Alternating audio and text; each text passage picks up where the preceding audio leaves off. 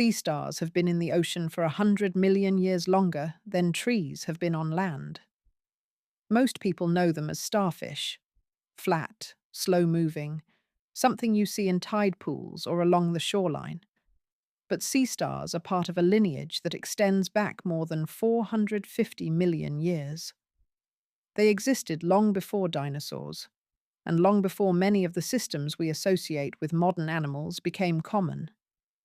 Their presence reaches back to a time when life in the ocean was still taking on the forms we now recognize. They are also built differently than most animals we are used to thinking about. Sea stars do not have a centralized brain. Instead, they operate through a decentralized nervous system, with nerve structures distributed through each arm. Movement and response are coordinated across the body rather than directed from a single control center. Their bodies are organized around radial symmetry rather than a head and tail. Their movement is driven by hundreds of small tube feet, using a hydraulic system powered by water rather than muscles alone. They can also regenerate. In some cases, a lost arm can grow back.